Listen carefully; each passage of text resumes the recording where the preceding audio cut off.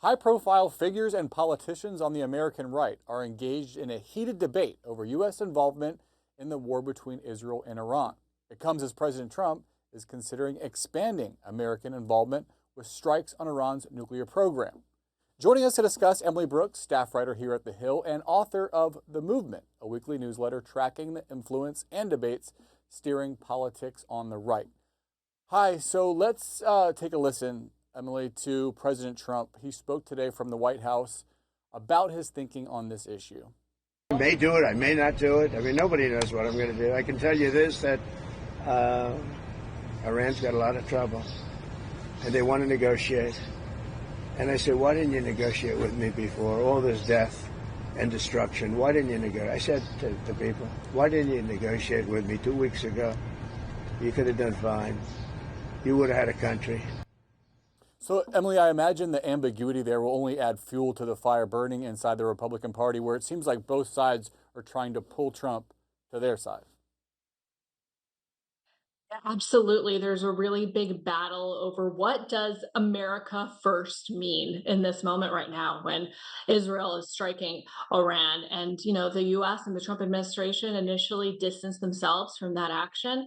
And now it seems that there is more US involvement, at least in some kind of intelligence sharing capacity, with Trump openly weighing whether to drop a huge quote bunker buster bomb on a very critical site of Iran's nuclear capabilities in order to potentially decimate that, and capability that Israel does not have and would need U.S. assistance to be most effective.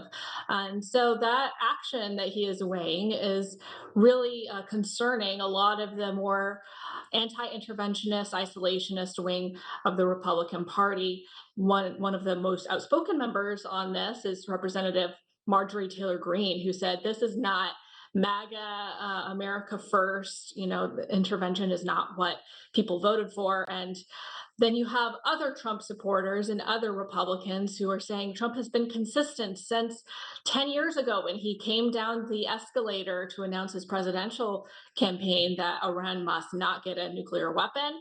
And if that end game of that is negotiations don't work, and then the U.S. needs to get militarily involved to assist Israel in this, and that's what that means. And so that's what the big debate is. And Trump is saying, what does America first means? Well, it means whatever Trump thinks it means, is what he essentially told The Atlantic over the weekend.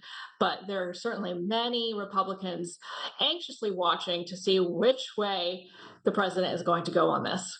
There is this clip going viral on social media right now of Tucker Carlson ridiculing Ted Cruz during an interview over Cruz's knowledge or lack of knowledge about the demographics of Iran. It's a pretty jarring thing to watch, these two very prominent figures of the right at each other's throat like that. These would normally be allies.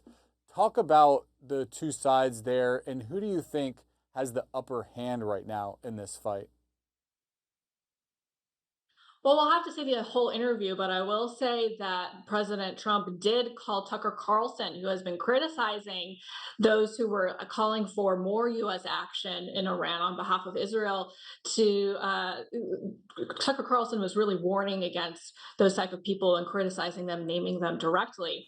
And Trump responded by calling Tucker Carlson kooky, which is not really something that you would expect to see from the president who has. Tucker Carlson has been generally an ally of President Trump while he has been in office and on the political scene. So that was pretty striking to see. And Marjorie Taylor Greene, a very staunch supporter of Trump and his administration, came to Carlson's defense in defiance of Trump, saying that he is not kooky. So that was pretty stunning to see. It really shows how deep and sharp this issue goes and this divide is, and how it's splintering the MAGA base. And so on who maybe Trump is listening to more, I mean, it's hard to tell, obviously. Getting that kind of public criticism from people like Tucker Carlson is not something that Trump seems to like. So you have that aspect. But then on the other aspect, it's not quite clear that he's going to go quite as far as people like Ted Cruz or maybe Senator Lindsey Graham of South Carolina want him to go. Senator Lindsey Graham was advocating for taking out the supreme leader of Iran and kind of finishing the job, so he said, sort of wading into the regime change debate. And you have other Republicans saying that's not where the administration or Republicans want to go. So a lot of big decisions for the president in this conflict. You mentioned Marjorie Taylor Greene, again, huge supporter of President Trump. Here's what she had to say just a little while ago on X. The neocon warmongers are all about fighting a proxy war with Russia and Ukraine, fighting Iran for Israel, and protecting Taiwan from China, but could care less that the cartels commit crimes against and murder Americans every day. You have people like Carlson and Steve Bannon saying this issue could blow up the Trump coalition. Are the stakes really that high? I think the stakes are pretty high. I mean, you think about the Trump coalition, a large part of that coalition that kind of formed and got behind him in 2016 through the following years were a large part of the Republican Party that was really fatigued with the Iraq War, the war in Afghanistan, US intervention in the Middle East, and sort of looking for a candidate who would be a champion of anti-interventionist, or at least not so eager to go in. But President Trump, I think, has not quite been as anti-interventionist or isolationist as maybe some of his more libertarian-leaning allies have wanted him to be. You do recall a couple years ago, he did take out Qasem Soleimani, and that was a instance in which a lot of people were worried could lead to an escalation and increase in tensions. But Trump took a little bit of a more limited approach and did the strike and kind of didn't do anything else, and nothing else really happened. And so we'll see if he'll try and take the same tactic here. But the stakes are a little bit different now because Israel has been doing these intensive strikes, and Iran is striking Israel so much. So it's a very different situation. You have this war powers resolution floating around Congress right now. There are a couple of Republicans saying that they will support it. Do you think that list will grow as the conflict continues?